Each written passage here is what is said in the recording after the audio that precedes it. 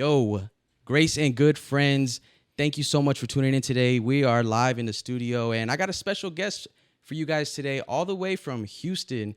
Ladies and gentlemen, without further ado, y'all make some noise one time for Jova. Let's get it. Hey, Here, yes, man. sir. Thank you for coming, bro. Yeah, man. I'm super excited to have you. The online audience that's either listening or watching, they can't see right now, but we got a lot of moving parts going on in the studio. So it's pretty exciting. It's pretty cool to be able to create and collaborate, man, from another city. I agree, man. I agree. It's I'm happy to be here. I'm excited.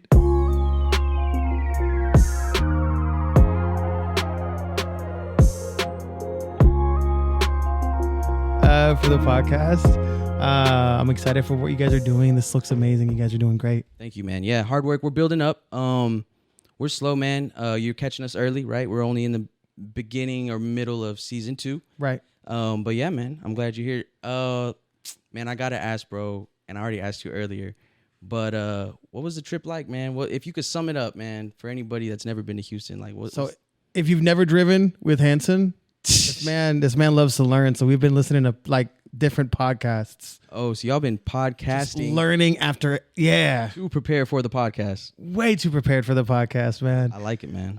But you know, it was a great ride. It was about 4 hours, three and a half, 3:45. Yeah, we're a little up there. We're a little north, north of actual Dallas. So it's a little further. Yeah. And just.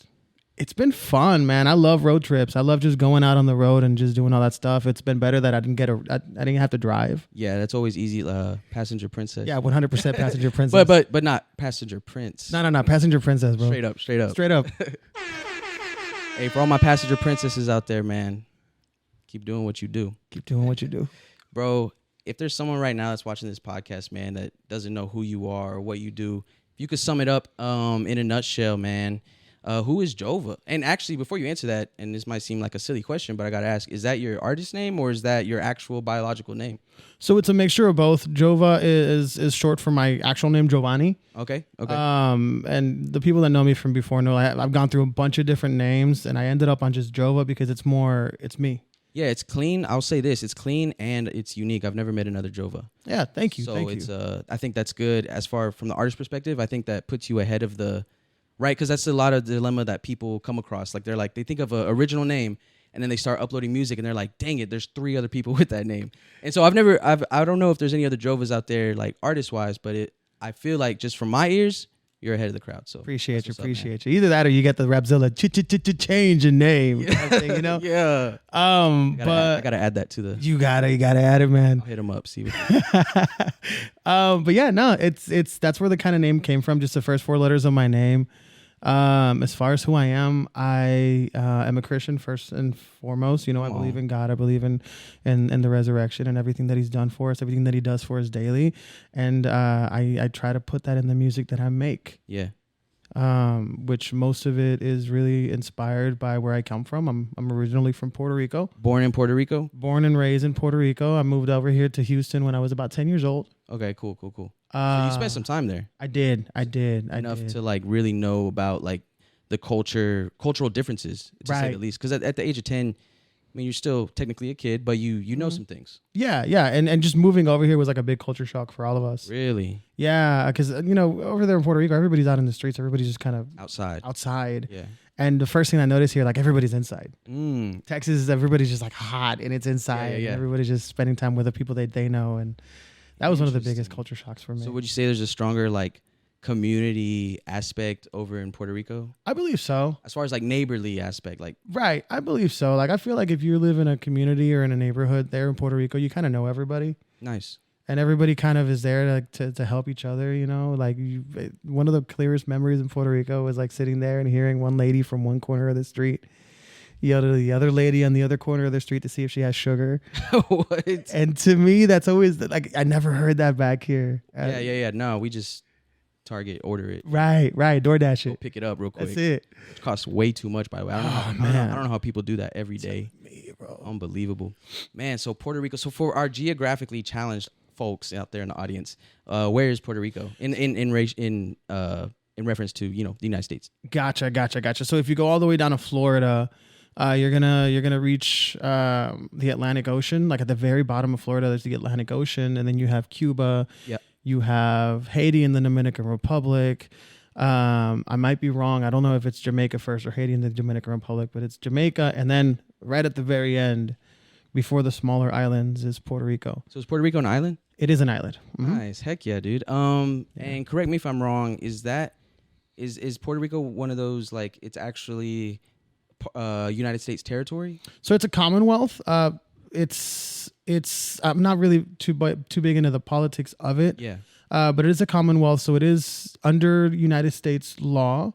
Okay. There are a lot of things that us as Puerto Ricans can't really do. For example, we can't run for presidency, but we can run for governorship and all that type of stuff. Interesting. Puerto Ricans. Hey, Jova for governor 2028. You know? Stop, but hit me up. Hey, yeah. Then there's the yeah, man. We're just, our common currency is the United States dollar, and nice. I didn't know that type of stuff. So it's fun. I knew learning at one point like that it had something to do with the United States, but I've never been to Puerto Rico, and I'm not too familiar with, like yourself, like the governmental, I guess, standards of it and the relationship and all that. So yeah, I was just curious. You being from there, I wanted to see, what you knew about it. That's really cool, man. Yeah. How long have you been making music? Oh man, I started it when I was about 16 years old. So I'm 32 now. That's about 16 years ago, if my math is half, wrong. Yeah. It's half your life. Cool. Yeah. So about half my life. And it just been on and off. Recently, about 2 years ago, I kind of just took it for serious. There you go. I kind of ran with it, and just seeing God work through the music and through the message and the movement has been inspiring. And I hope I can get to do this for longer. Yeah, you've seen some, I'm sure as most, and doing it for so long, you've probably seen some growth as far as like where you first started versus like where you are now, and like how God has probably opened some doors and like used your music. Right. Yeah, no. Most people don't know this, but when I started writing music, it was like hard metal rock. Bro, that's fire. Oh, that's what we need to be hearing. Nah, man. Nah, you do not want to hear those songs, man. You do not want to hear those songs. I do. I want to hear them after that. Oof, that was like edgy 16-year-old teen sitting in the cafeteria by himself just writing, man. That's so cool though. So cringe. Nah, I like rock and roll, man. I love rock too. You know what I mean? Like it's I feel like it's coming back. Like in the 80s, like musically on the big spectrum, 80s rock and roll is what like rap and hip hop is today. I agree. Right. Like very popular, like party genre, very popular amongst like the younger generations. So yeah, it's really cool, man. Okay, so you started out rock and roll like screamo almost, like screamo almost. I used to jam screamo too, bro. Really? Like, yeah, bro. Like Hawthorne Heights. Who else, bro? Like. And then, like, of course, you got the punk rock, like the All American Rejects. Like, bro, I was jamming, bro, back in the day. That was my stuff. Okay, cool. What did you evolve into afterward? What was the next phase? One of the trips I took back home to Puerto Rico, I met with a couple of my friends, and this is around the time that like Christian reggaeton and Christian like rap music was coming out over there. Okay. And there was this album called Los Cuatro Fantásticos. And it had like these 4 unknown rappers, at least unknown to me, and they were just going hard, man. Just the bars they were spitting were crazy. The flow was crazy. The production was crazy. And I sat there and I'm listening to it, and one of my buddies is like, "Oh, we should do something like this." And I was like, "Yeah, we should."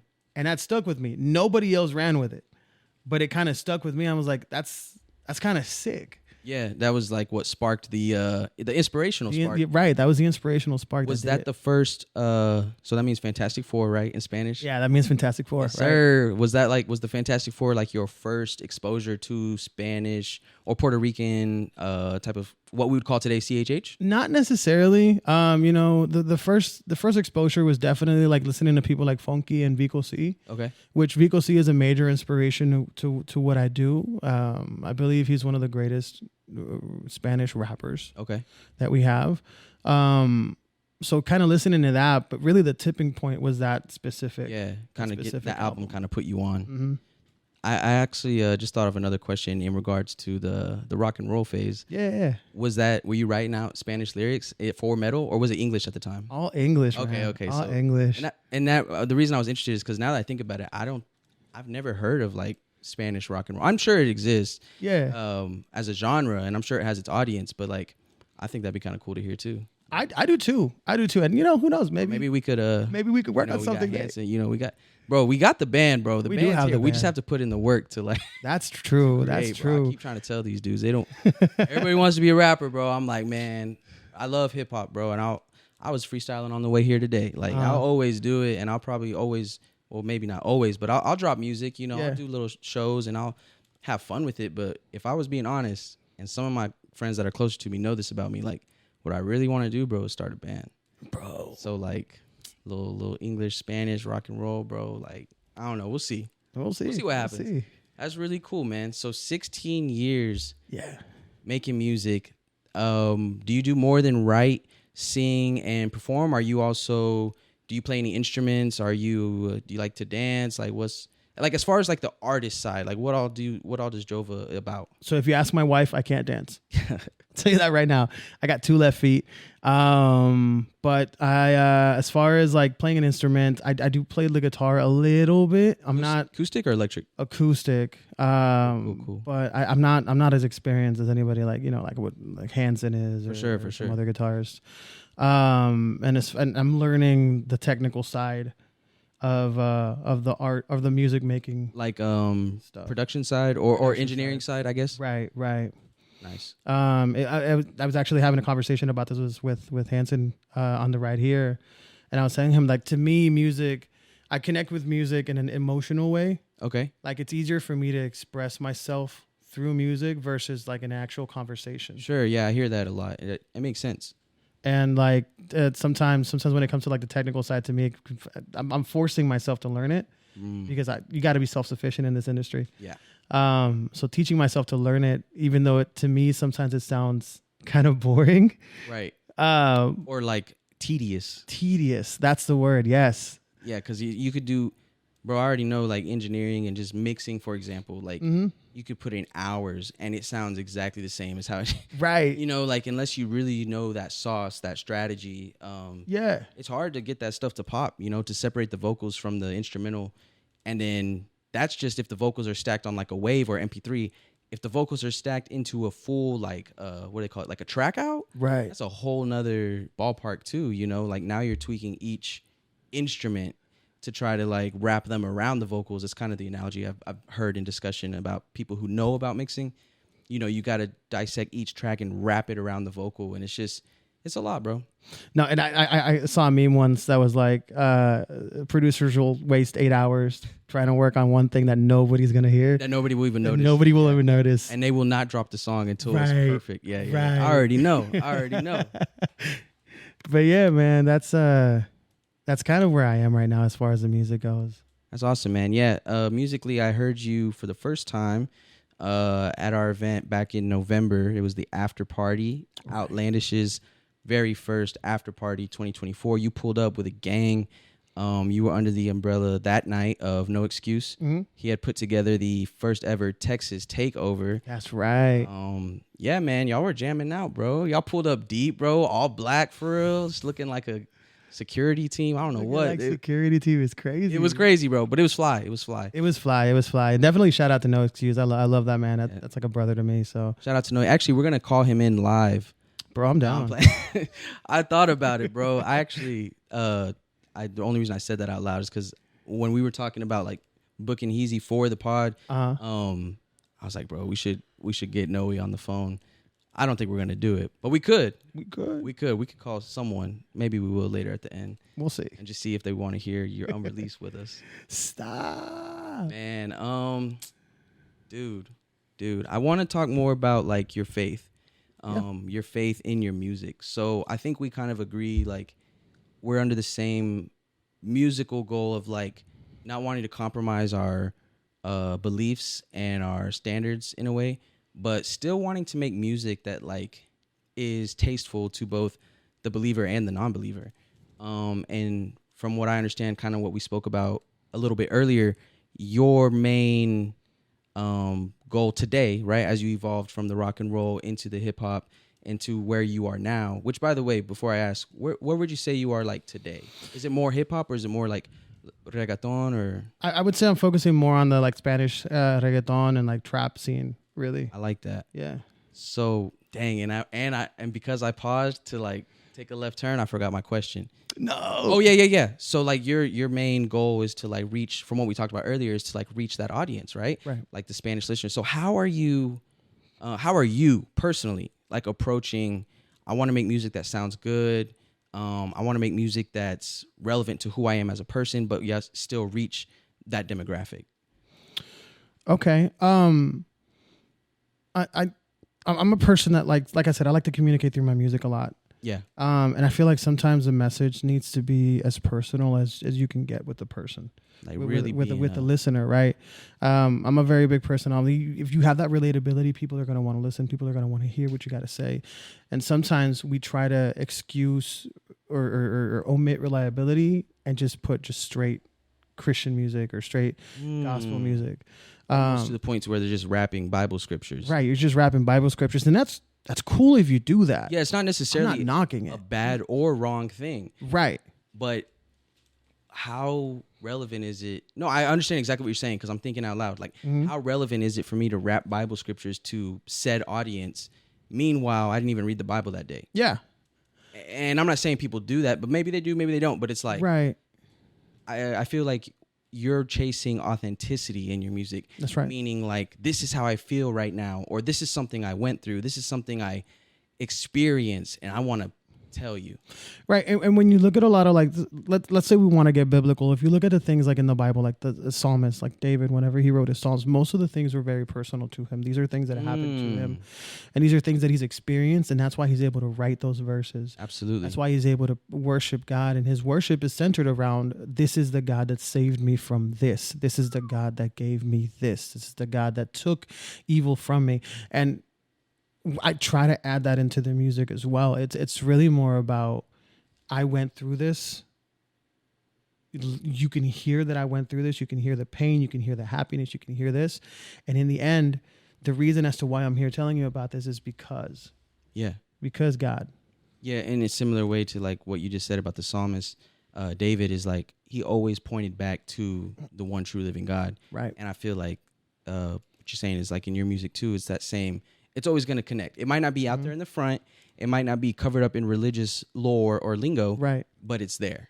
Right. It's like what George Lucas says about Star Wars. It's like it's like poetry. It rhymes. Yeah. Hey. I'm sorry. I'm like a big nerd, man. I love like Star Wars and Let's like talk about Marvel it, man. And all that type of stuff. So. All right, this is the part of the podcast where it's going to get weird because get nerdy. For me, no.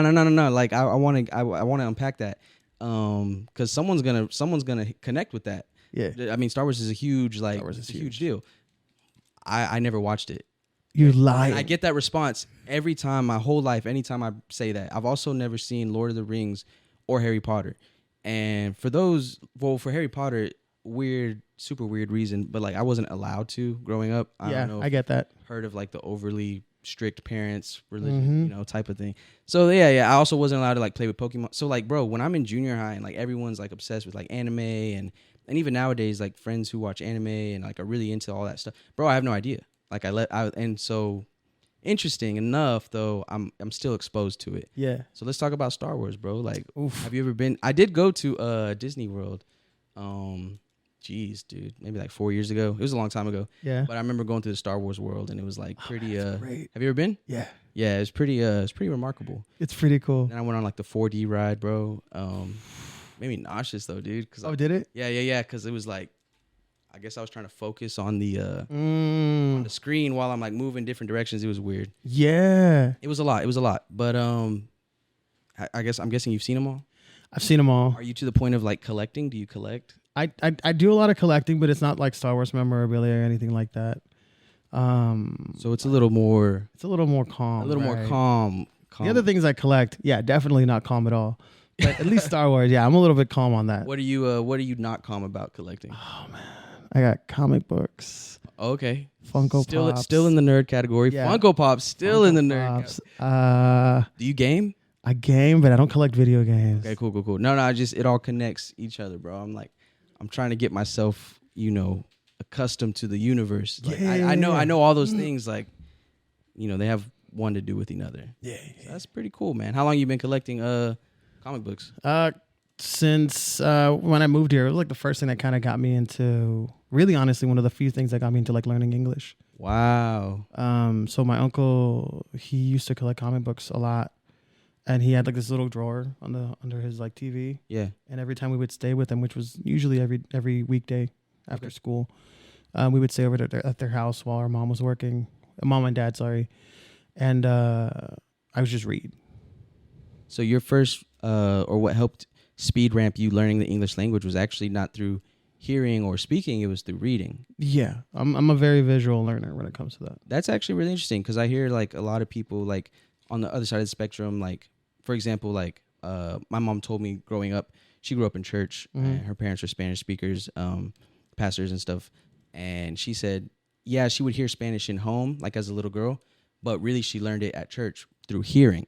Gotcha. And then like, let's see, I know some people learn, like for me, like the easiest way I could try to learn a language even today is like, let's say I'm watching a movie on Netflix and like switch the language, it's reading. Yeah. So like there's different ways to like approach it, but that's really interesting. I've never heard of comic books though, like being the gateway into learning a language. And I think that's so cool. It just goes to show you like, as long as you're interested in something and it's got your attention, that's right. You can consume and it can create a level of understanding inside of you. That's right. That's right. That's fire. It's kind of what the word does, you know what I mean? Hey, hold up, we're going to church for real. Full circle, man. I love it. That's fire, man. That's fire. So look, I didn't want to do it this early, but I think we're going to get is it a live performance or just a world premiere? We can do a live performance. Let's do a live performance, baby, because that's what I like the most. And so we've got a song. Why don't you tell the people about what song we're going to listen to? What song we're going to watch you perform? Gotcha. So as far as this song goes, it's called Nubes. And it's a song dedicated to my beautiful wife. Ooh. It's I really believe in the Song of Songs type of thing in the Bible, you know? You gotta talk to your wife. It's important, dude. You gotta do it. You gotta love your wife. And it's in the Bible for a reason. That's right. Some Christians try to like, neglect intimacy. I'm telling you, man. Like, dog, God invented it. That's what I'm saying. That's his gift for real. So yeah. So it's kind of on that trajectory. It's on that trajectory, and it's a little bit different. It's not really trap or reggaeton or anything like that. It's really going kind of back to my roots a little bit of pop, a little bit of rock. Cool. Super nice. So yeah. And what does nubes mean in English? It's clouds. Clouds. Oh, I should have known. I knew that one, bro. Dang it, party foul. All right, cool. Well, ladies and gentlemen, without further ado, is this the first time you've ever performed the song? This is the first time I ever performed the song. I should mention the song it's not finished. Okay. It is a very like rough draft. So it's kind of like a rough mix, and we took down the recording vocals a little bit, right? So we're gonna get more of a right. Bro, I can actually add effects though too to your. Should we take a moment? Let me see, bro. Let's use this expensive machine that I bought, and let's try to dress it up just one time for the one time. Okay, you're in 2. Here we go. Hold on, I'm coming. I got you, bro. Let's put on a little bit of reverb. Just medium, nothing too wet. You feel me? Yeah. You ready to talk real quick? 1 2 1 2. Yeah, it's 1 2. Yeah, okay. I hear it. A little something. All right. Something. I'll do my best to turn it off after the fact. But for now, ladies and gentlemen, thank you for bearing with our technical difficulties. We're live, baby. This is live entertainment. This is no editing. We just go with the flow here on Grace and Good Friends. And we're back with another world premiere, Nubes by Jova, straight out of H-Town, baby. Y'all give it up one time. Yeah.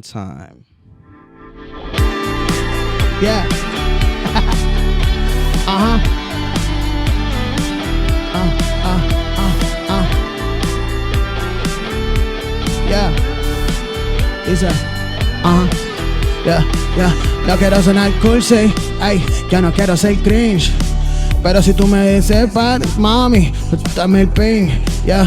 Móntate en la venta y salimos de aquí, yeah. Yo no tengo mucho dinero, pero baby por ti haría lo que fuera, solo para tener un segundo donde estuviera tú aquí. Quisiera que existieran las palabras para expresar cómo me llevas. Oh baby, yo ando con la cabeza en las nubes. La presión me subes cada vez que tú me miras así. Y cuando besé tus labios yo estuve perdido y no pude encontrar otra razón para vivir. Tú eres el sol que me ilumina, la luna que me mira de noche, más no puedo dormir porque la mujer de mis sueños no la encontré yo, sino que ella me encontró a mí. Es más, yo no tengo chavo, dime qué quieres hacer. Si quieres nos escapamos de tu mundo, yo solo vivo en él. Solo tú eres perfecta, con defectos y todo. Parece que papá Dios te dio extra cuando te crió. Y siéndote honesto, yo no sé qué voy a hacer si yo no te vuelvo a ver, baby. Perdona si yo soy directo contigo, si yo te invito a casarte conmigo otra vez. Yo ando con la cabeza en las nubes, precio me subes cada vez que tú me miras así. Y cuando besé tus labios yo estuve perdido y no pude encontrar otra razón para vivir. Tú eres el sol que me ilumina, la luna que me mira de noche, más no quiero dormir porque la mujer de mis sueños no la encontré yo, sino que ella me encontró a mí, me encontró. Ladies and gentlemen, wow, bro, I'm blown away. Y'all give it up one time. That might be the best performance we've ever had on the set. Stop it. For all of y'all that performed before, man, and for anybody who's performing next, man, the bar has been set. Y'all give it up one more time. My boy Jova, let's go. Let's go. Oh, tripping. I got to get my pads right, for real.